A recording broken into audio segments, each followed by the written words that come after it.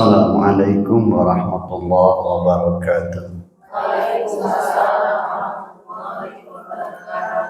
Alhamdulillahi rabbil alamin wa bihi nasta'inu ala umuri dunya waddin. Wassalatu wassalamu ala asyrafil anbiya'i wal mursalin ala alihi wa sahbihi ajma'in.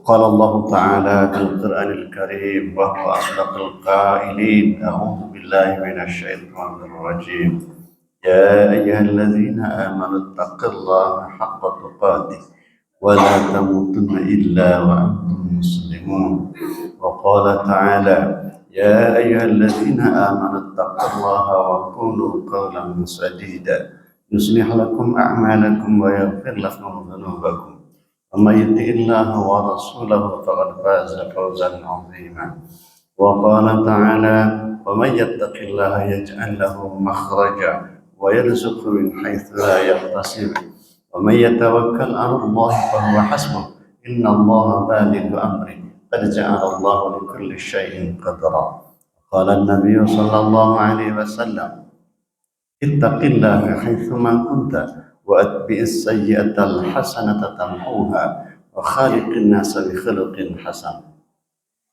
Alhamdulillah, ibu-ibu kaum muslimat, pada sore hari ini kita dapat bertemu kembali pada tanggal 15 Juli 2023 bertepatan dengan tanggal 27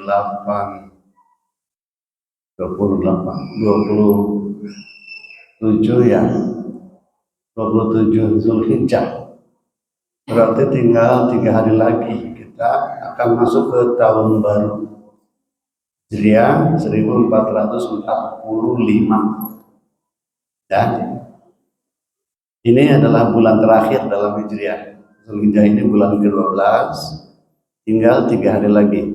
Insyaallah Rabu sudah tanggal 1 Muharram. Ya.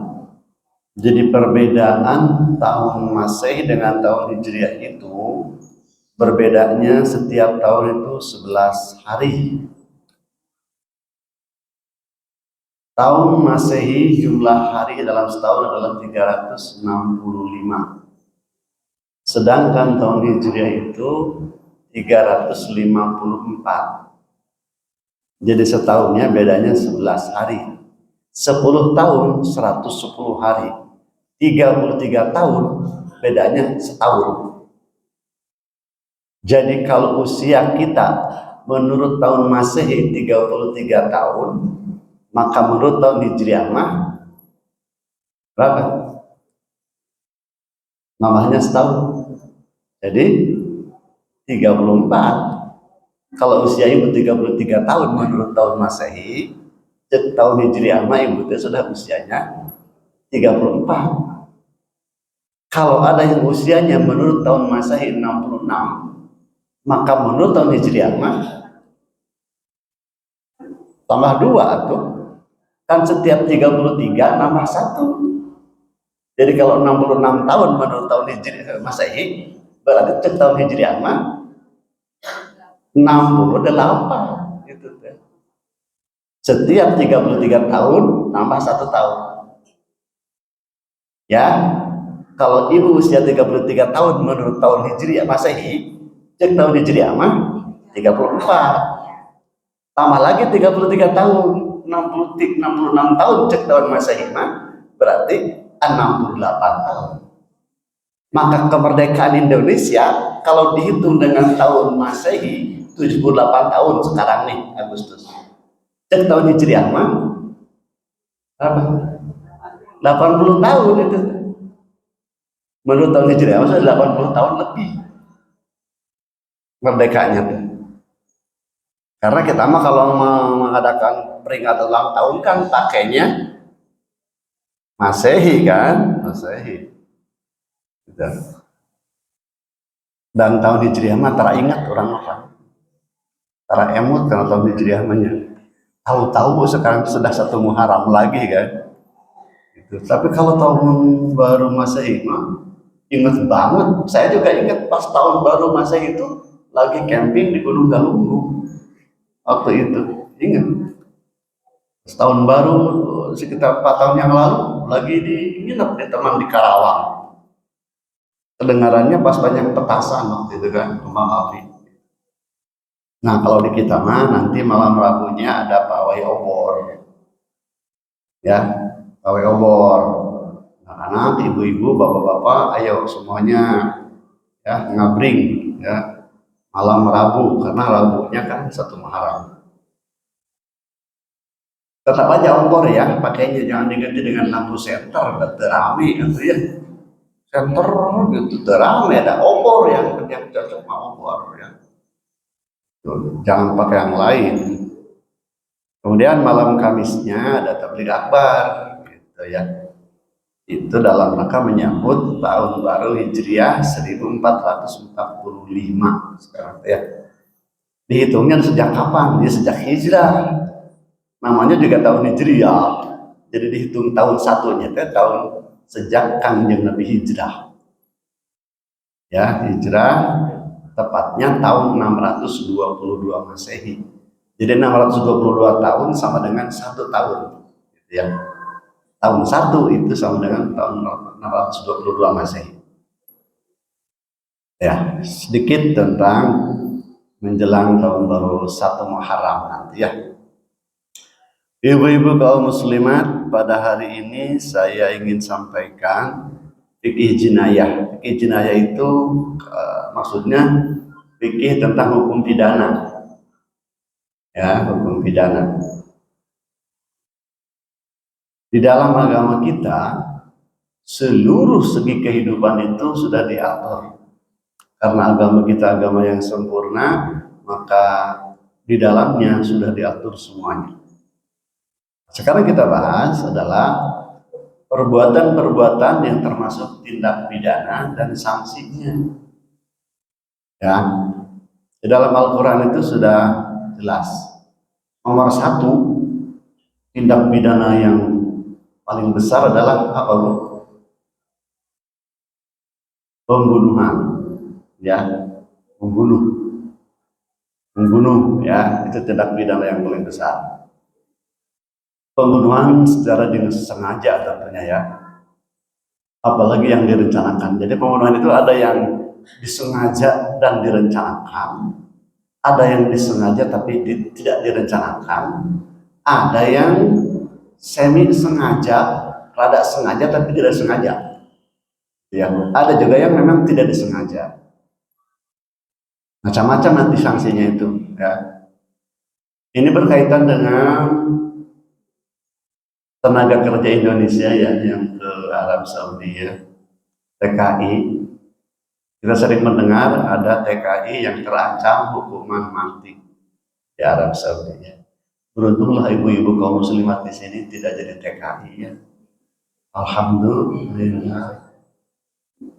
Kan yang wajib memberi nafkah siapa? Iya, alhamdulillah punya suami yang memberi nafkah ya. Saya walaupun memberi nafkah ya tidak luar negeri ya. Sini saja cari nafkah. Nah di Arab Saudi kan kiblatnya hukum Islam ya, maka di sana akan menjadi model atau contoh dalam pelaksanaan hukum Islam termasuk hukum pidana. Hukuman mati itu, hukuman pembunuhan itu, orang yang membunuh itu apabila disengaja dan direncanakan ataupun sengaja tapi tidak direncanakan, hukumannya apa? Dia dibunuh lagi. Ya. Jadi kalau membunuh harus dibunuh lagi. Artinya nyawa harus dibayar dengan nyawa lagi. Sebab tidak ada yang lebih berharga dari nyawa seorang manusia itu selain nyawa lagi.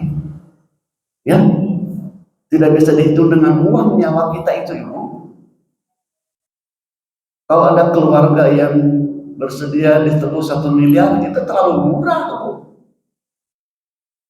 Saudaranya meninggal, dibunuh. Udahlah, kita ada damai aja, nggak usah dibunuh, sayangnya, nggak usah dihukum mati. 1 miliar. Terlalu murah itu. Karena nyawa seseorang itu tidak bisa dinilai dengan uang. Sok ibu enak punya anak mau dibunuh, ibu dibayar 10 miliar, mau nggak? Bisa membangun rumah, bisa bikin kolam, bisa beli mobil kan? Tapi kehilangan anak sok. Kan lebih berharga nyawa kan? Itu. Maka kita sangat heran dan prihatin ada seorang ibu yang membunuh bayinya atau membuang bayinya, bahkan menggugurkan kandungannya. Itu kan pembunuhan. Nyawa manusia itu tidak ternilai dengan uang. Ya, kita mah orang yang sudah menikah bertahun-tahun merindukan kehadiran seorang anak. Ini mah punya anak langsung dibunuh. Kan liar itu orang. Ya, banyak orang yang menunggu kehadiran putranya sudah bertahun-tahun menikah belum dikasih anak. Dia punya anak dibunuh. Ada lagi waktu itu cerita seorang ibu mencekik 3 anaknya. Pernah nggak dengar itu? Iya ya. Ibu tuh itu ibu gila itu. Mencekik 3 orang anaknya katanya biar masuk surga. Aduh ya Allah, gimana dasarnya itu? Ibu jangankan mencekik atau membunuh sesama manusia ya. Ibu membunuh kucing berani nggak sih? Membunuh kucing berani nggak? Itu hewan, tapi kita nggak berani kan udah membunuh kucing. Jangankan kucing ya, seekor semut yang kecil kita bunuh tanpa alasan itu dosa itu. Apalagi membunuh yang lebih besar, kucing. Apalagi nyawa manusia. Ibu kalau melihat kecoa jijik nggak? Berani bunuh nggak? Sama yang menjijikkan pun karena kita tidak mau. Ada perasaan kasihan. Bahkan ada seorang ulama, salah satu ulama, dia sangat begitu kasihannya sama hewan. Di mobilnya itu ada seekor semut. Ketika dia pulang dari suatu tempat, tiba-tiba ada seekor semut yang nempel di mobilnya. Ketahuan sama dia, semut itu baru naik, tidak tahu kena waktu naiknya. Tapi ketika sudah beberapa kilometer jaraknya mau pulang, ketahuan semut itu, maka pulang lagi mobil itu, nganterin semut yang tadi.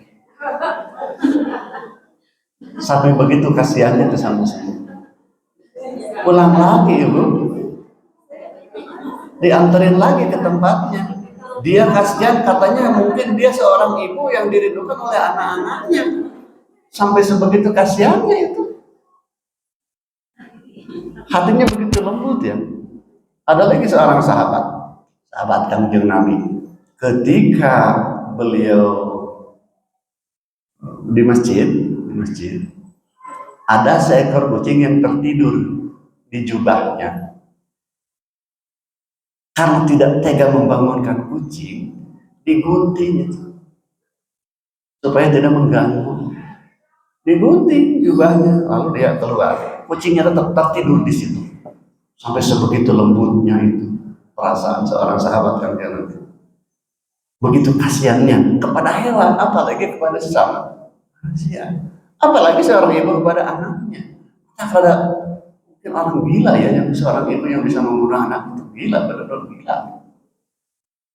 Bahkan sih di Korea, kalau tidak salah saya melihat ada kabar berita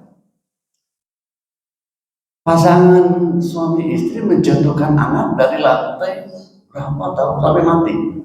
Anaknya dijatuhkan. Pura-puranya dia jatuh sendiri sehingga pura-pura nangis orang tuanya. Padahal ketika ditelusuri sengaja dijorongkan dari lantai sekian, hancur badannya. Ya Allah, Masya Allah, sebegitu ya kejamnya orang. Sampai sebegitunya orang kejam.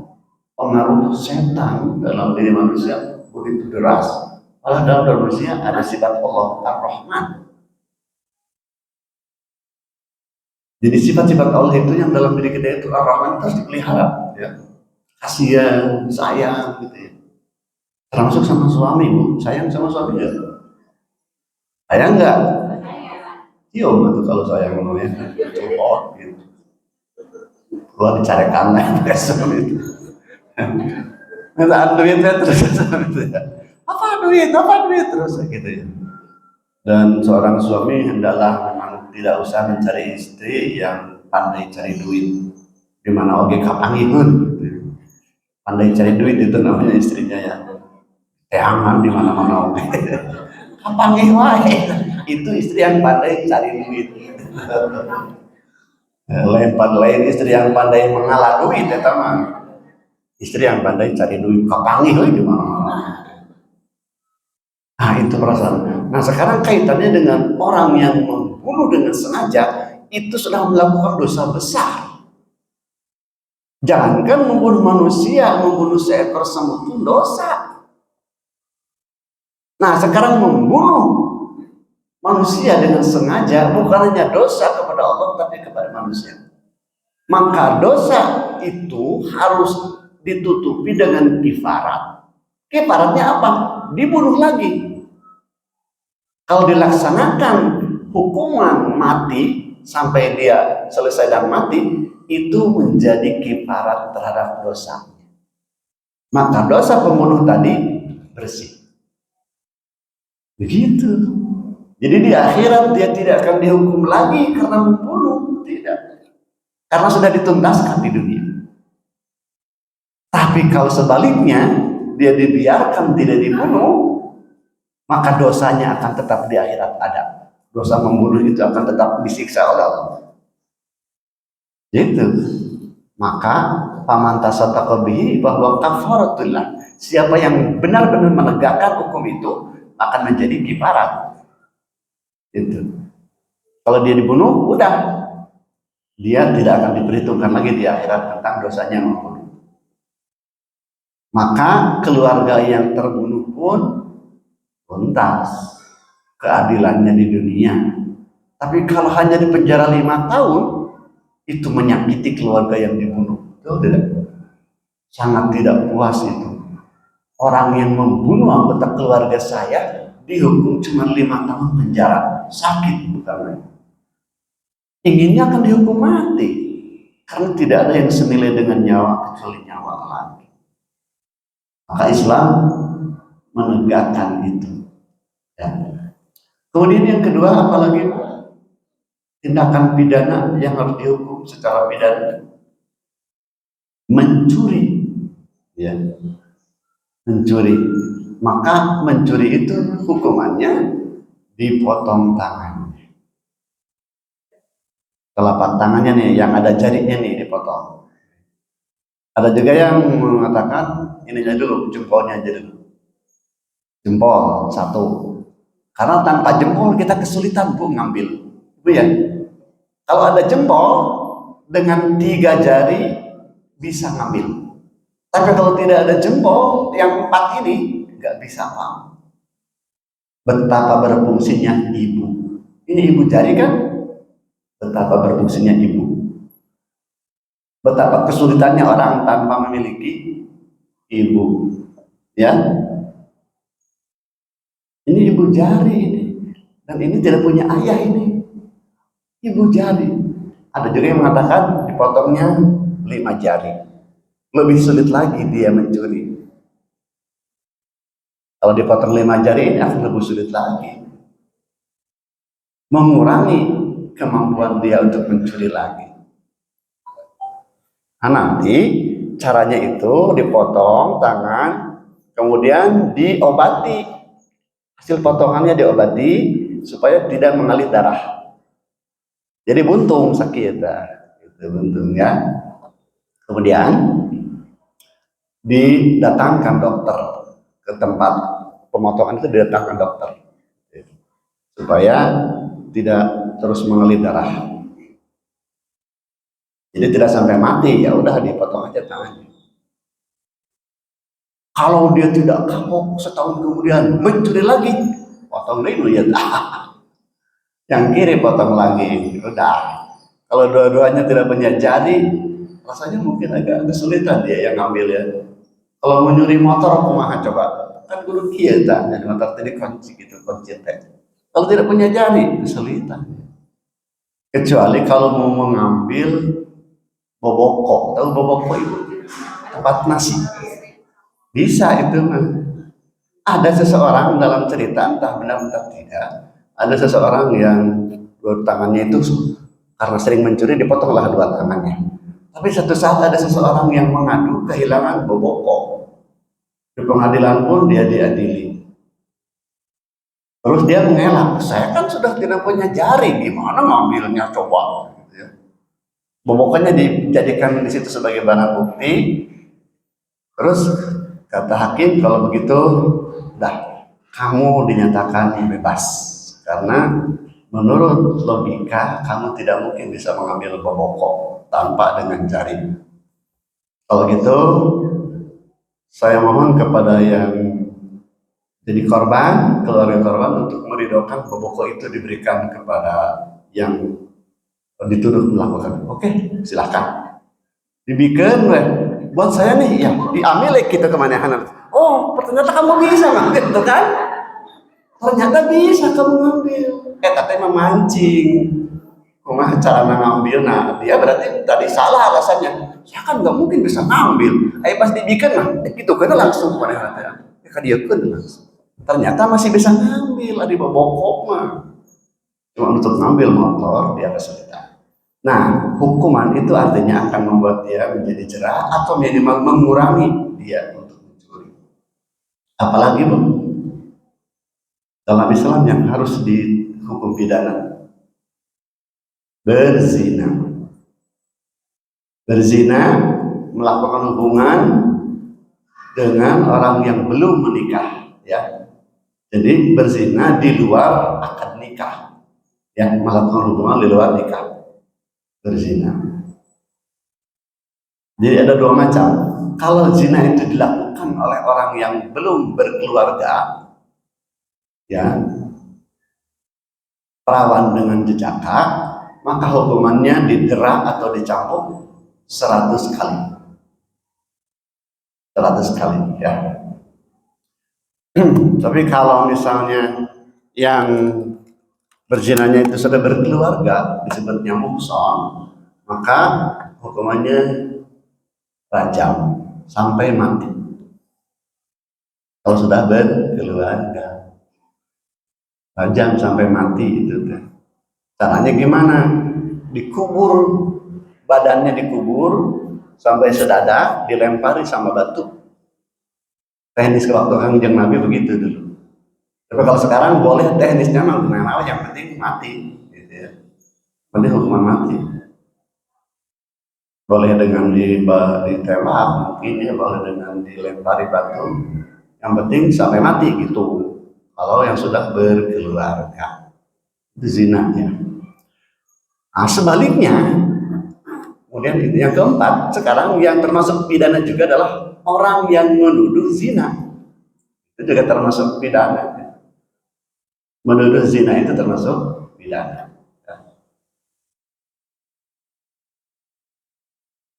Jadi kalau misalnya seseorang menuduh zina kepada seorang perempuan tanpa menghadirkan 4 orang saksi, itu dianggapnya bohong, gitu. Atau 4 kali sumpah atas nama Allah, gitu ya. Jadi untuk membuktikan kebenaran seseorang menuduh zina itu harus menghadirkan 4 orang saksi atau bersumpah 4 kali atas nama Allah. Kalau tidak sampai seperti itu syaratnya, maka dia termasuk bohong. Maka hukumannya didera 80 kali.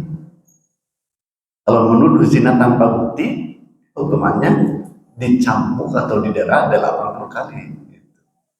Sebab tidak boleh sembarangan menuduh zina mah, karena hukumannya kan kayak tadi, berat. Pada orang yang belum berumah tangga 100 kali, yang sudah berumah tangga sampai mati. Kalau ternyata bohong, maka celakalah itu orang yang dihukum tadi, ya. Karena fitnah seseorang, dia akhirnya dihukum mati. Makanya orang yang menuduh zina itu harus menghadirkan 4 orang saksi atau bersumpah 4 kali atas nama Allah. Gitu ya, baru 4 ya. Terus yang kelima ada lagi minum khamar. Minum khamar atau mabuk ya, minum khamar baik itu berupa cairan ataupun pil, narkoba. Dalam Islam itu termasuk hukum pidana. Sama, deraknya 80 kali. Dicambuk 80 kali kalau orang yang mabuk-mabukan. Sedang pesta narkoba atau sedang pesta minuman keras, ditangkap, adili. Kemudian kalau terbukti maka hukumannya adalah dicambuk 80 kali. Kalau di kita gimana itu kalau ada orang yang sedang pesta miras, mengaku diamankan gitu ya. Jadi aman dianya. Diamankan sama petugas, jadi aman dia. Digebukan keluarga, diambil ke polisi, aman gue. Jadi tugas polisi teh mengamankan. Sayangnya mengamankannya bukan orang lain tapi mengamankan penjahat. Harusnya yang diamankan itu warga dari kejahatan orang ya. Nah, jadi orang yang minum khamar itu dideranya 80 kali. Sama juga dengan yang selanjutnya berjudi. Yang berjudi pun didera 80 kali. Itu. Jadi dalam hukum pidana Islam itu judi kemudian khamar termasuk tindak pidana. Jadi kebanyakan dihukumnya 80 kali jerak ya. Jadi khamar. Nah, di negeri kita, yaitu di negeri Nangro Aceh Darussalam, pernah diadakan hukuman cambuk ya di Aceh ya. Ada hukuman cambuk kepada seorang yang waktu itu kelihatan bukan berzina sih, sedang berdua-duaan. Jadi hukumannya kalau mendekati zina, entah berapa kali ya kalau di Aceh, berapa kali dihukum. Coba kita lihat.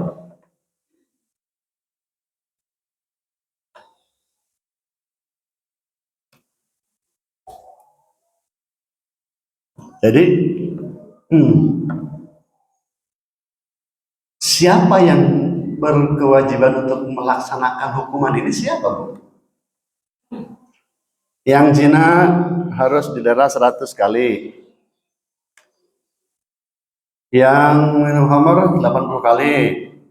Yang membunuh dihukum mati.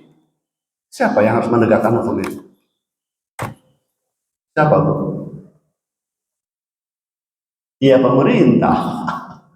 Pemerintah yang kewajibannya ya, bukan kita, bukan rakyat ya, tapi pemerintah ya. Ini belum. Pemerintah yang wajib menerapkannya. Jadi lamun diterapkan di rumah, ya Allah alam berdosa menurutnya. Bukan kita yang dosanya, kita mah menghindari saja. Jangan membunuh, jangan berzina, jangan mencuri, jangan mabuk, jangan judi. Eta 5 termasuk membunuh ya, menuduh ya. 6 dengan menuduh zina. Jangan lakukan itu ya. Walaupun di negeri kita tidak dilaksanakan, lah rasa jawab di orang pada berzina kita dihukum tidak boleh begitu. Hukuman akhirat itu jauh lebih besar, Ibu. Lebih besar hukuman akhirat itu jauh. Kita merasa aman di sini, jong-jongnya di dunia jadi hukumannya tidak ada hukumannya. Di akhirat menunggu hukuman. Kita mencuri, jangankan yang besar, Ibu, mencuri yang sedikit saja. Ibu ngambil tusuk gigi 1, tusuk gigi kan kecil tuh, harganya itu benar sabarahannya. Tanpa izin akan ada tuntutannya di akhirat. Yakin nggak? Harus yakin itu. Jangan merasa aman, kieu kirana oge. Tidak ada nukil di akhirat mah. Semuanya akan dituntut, Ibu. Yang kecil saja begitu. Apalagi yang gede. Mencuri yang besar. Mencuri motor. Kan nilainya jutaan tuh. Ya.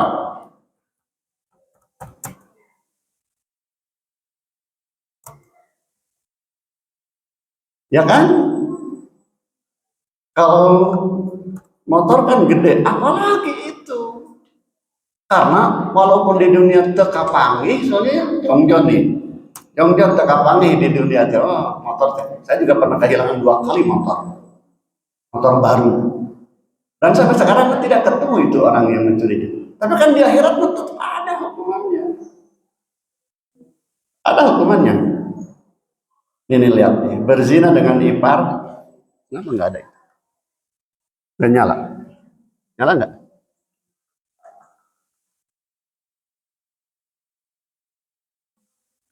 Kenapa itu?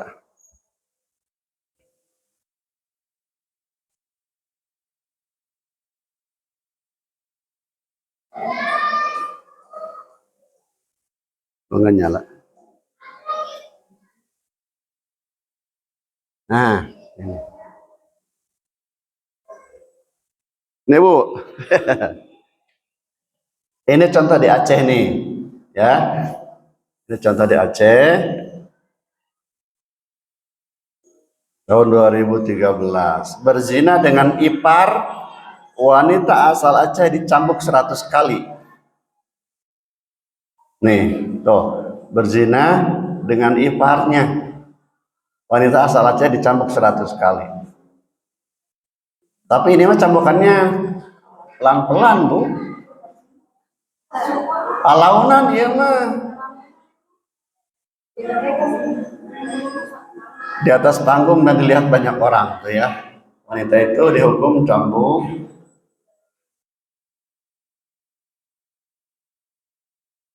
Sudah beberapa kali dia pasrah, nyerah dia.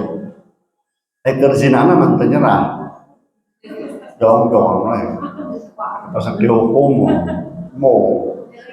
Oh, kalau kawe eker berzinah nama asal nama seperti mau diperkosa sama laki-laki. Hansip, tolong. Ibu kirilah bagi anak sip. Ya, ini contohnya aja ya Bu ya. Ya, ini. Nah, ini dipertontonkan supaya orang teh berpikir, jangan sampai melakukan. Dan tersuruhannya juga wal yashhad adzabahuma ta'ifatun minal mu'minin. Kendala disaksikan oleh orang-orang beriman gitu. Ketika dihukumnya itu supaya jerah dan tidak melakukan. Nah, kalau tidak dihukum begini, bagaimana Bu kalau tidak ada hukum begini? Dikawinkan ya.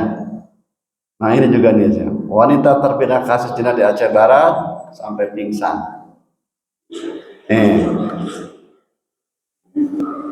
Oh, tapi pura-pura ya sekarang jadi gitu belum semua. Barang 2 kali ditegur mesti harus puyuh. So, coba kita lihat. Pingsannya itu karena malu dia itu. Dan tertarik ya mah ya oke. Tidak keras ya, nyambutnya juga launa. Harusnya mah yang keras biar seimbang. Ya, secara langsung Facebook nih. Oh, berzina. Jadi kodrat apa ya? Sifat manusia itu memang suka sering membantah ya Bu ya. Walaupun dihukum dengan hukuman berat, ayah kan zina itu ya. Walaupun dihukum dengan seperti ini, ayah kan zina. Oh, lamun diterapkan hukuman anak berarti. Toh, toh, tilo, opat, 5. Ternyata kan pakai baju kandel banget tuh.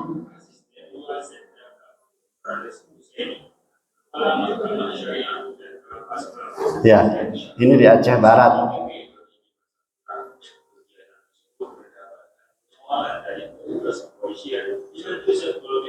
Tahun 2014. Oh. Nah, ini laki-lakinya nih.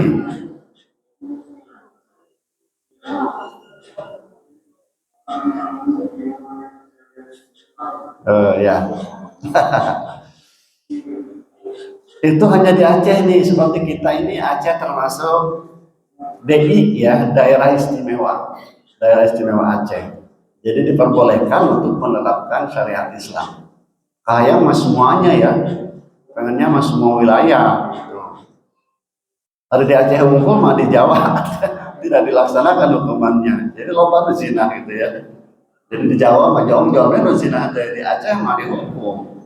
Atau orang Aceh nanti pada pindah ke Jawa, malah jauh-jauh itu nanti. Ya. Tuh, puyuh, pingsan. Ya, oke, kita lihat hukuman sekarang hukuman pancung. Ini TKI yang waktu itu pernah dihukum pancung ya. 4 TKI dihukum pancung di Arab Saudi. Iklan heula Bu, sekedapnya. Oh, iklan heula.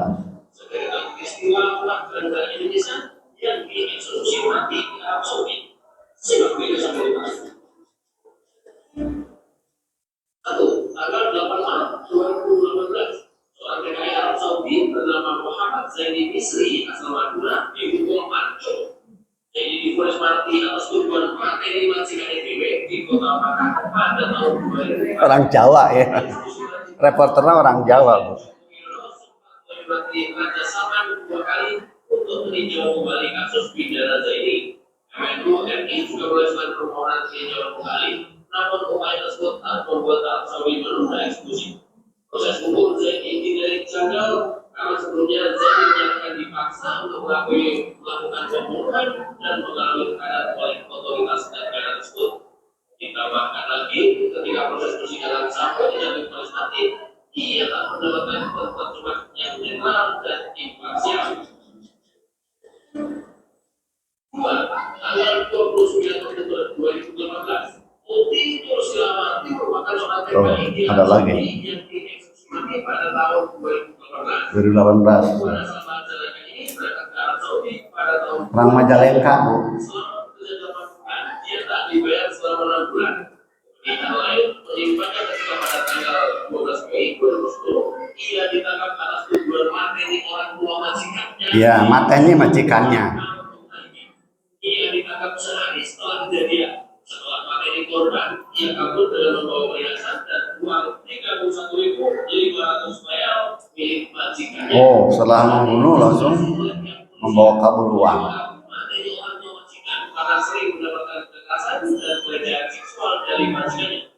Pada tahun 2011, dia dibawa ke penjara rakyat selama 8 tahun.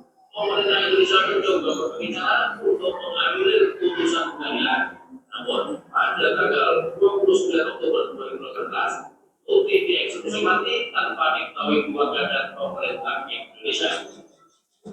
Jadi Ibu, dilematis memang. Kita berangkat ke sana bekerja, wanita nih. Padahal kan seharusnya yang mencari nafkah kan laki-laki. Itu kan sudah satu kekurangan, kesalahan ya. Jadi yang salah yang pertama di situ adalah suaminya. Kenapa tidak bisa memberi nafkah? Akhirnya kan istrinya berangkat, datang ke sana, dilema. Dia harus bekerja, tapi mendapatkan perlakuan yang tidak senonoh oleh majikannya.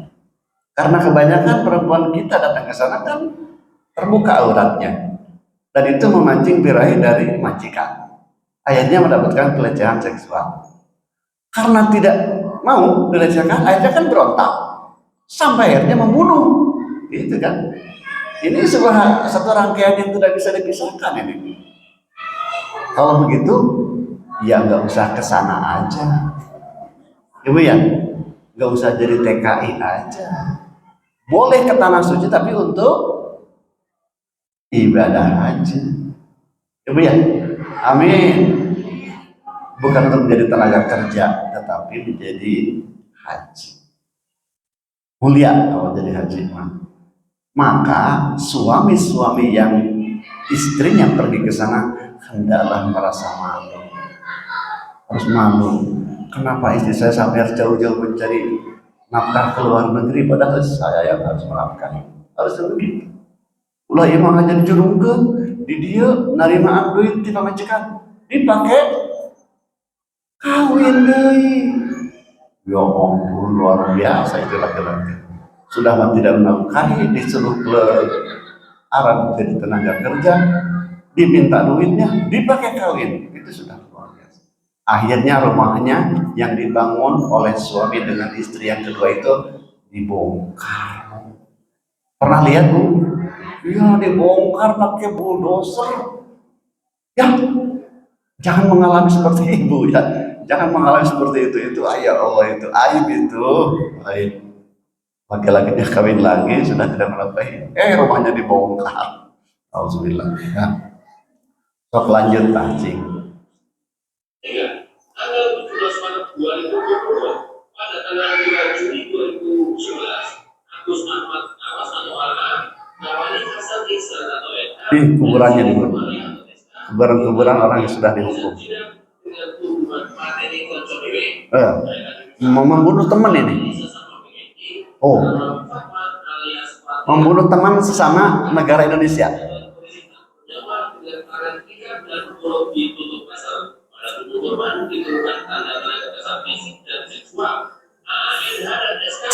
Masya Allah. Iya. Materi konco ya.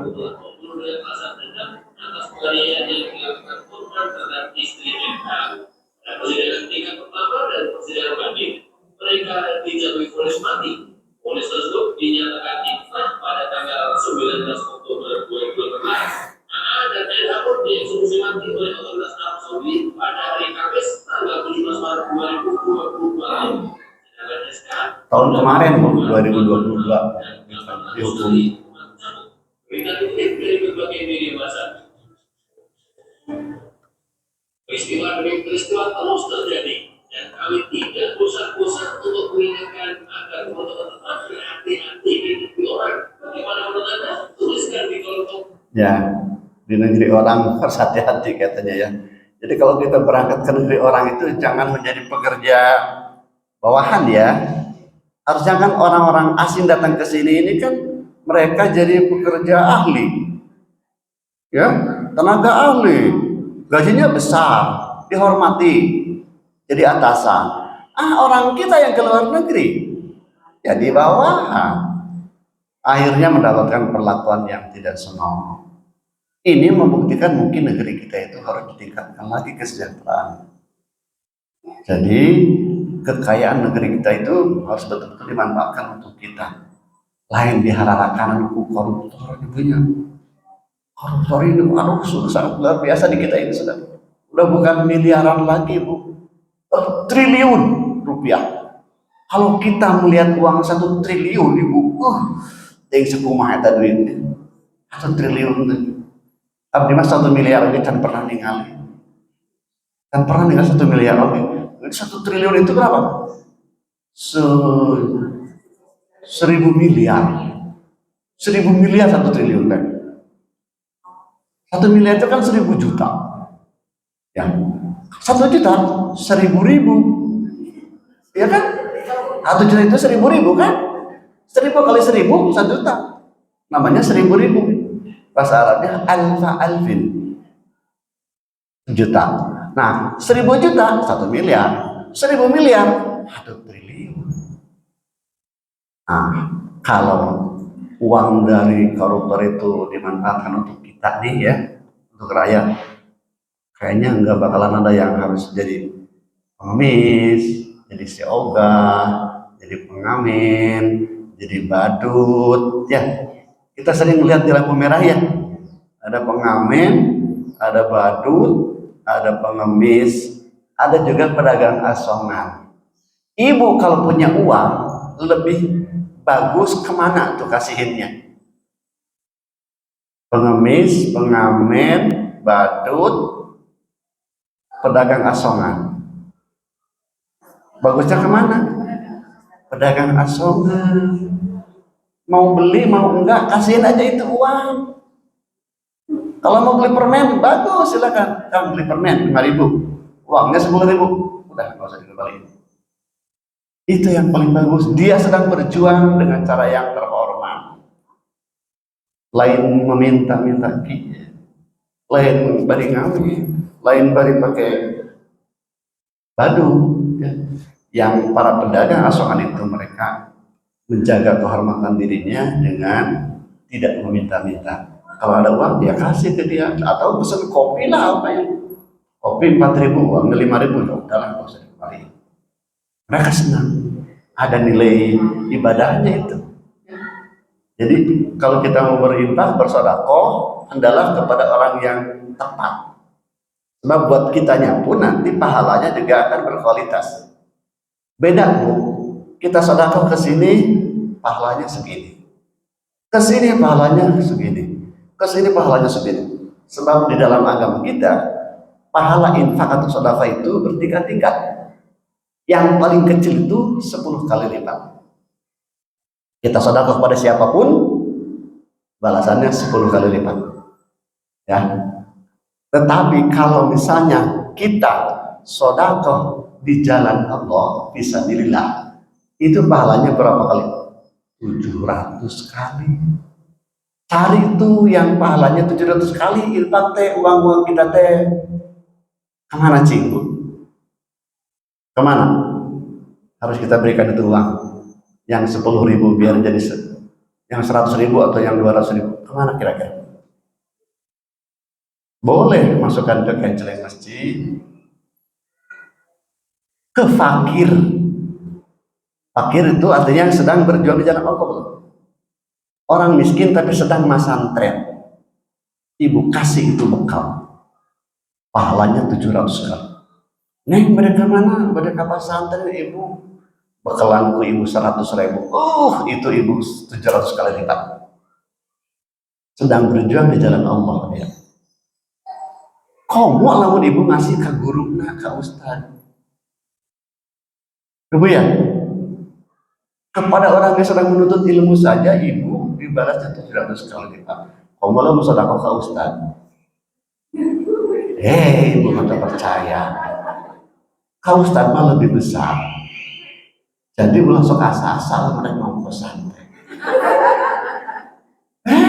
Besar pahalanya ibu. 700 kali lipat sama muridnya saja. Ngomong kepada orang yang memberi ilmu. Ya, dia mau ustad di arah rantep.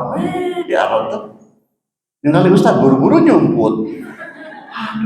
Harusnya begitu ketemu ustad langsung. Ustad barang jajan yuk, barang ke rumah makan anu yuk. Ustad barang ke Ampera yuk, Ustad barang ke Laksana yuk. Itu besar pahalanya ibu, bukan hanya teori saja. Ibu yakin orang yang berinfak di jalan Allah itu 700 kali lipat. Atau laksanakan Ustad. Jadi kalau dari rantang-rantang dari kejauhan ada Ustad langsung sambut ke siapkan Ustad dia atur nuhun atur. Lumayan gitu. Baik ibu, jadi itu saja saya sampaikan. Jadi sekali lagi, tindak pidana dalam Islam itu ada 6. 1 membunuh, 2 mencuri, 3 berzina, 4 berjudi, 5 khamr mabok, 6 menuduh zina. Membunuh hukumannya hukuman mati. Mencuri hukumannya dipotong tangan. Berjudi dan minum khamr sama, yaitu didera 80 kali, sama juga dengan menuduh zina 80 kali. Kalau berzina yang belum berkeluarga didera 100 kali, kalau sudah berkeluarga hukumannya sampai mati atau dirajam. Semoga bermanfaat. Assalamualaikum warahmatullahi wabarakatuh.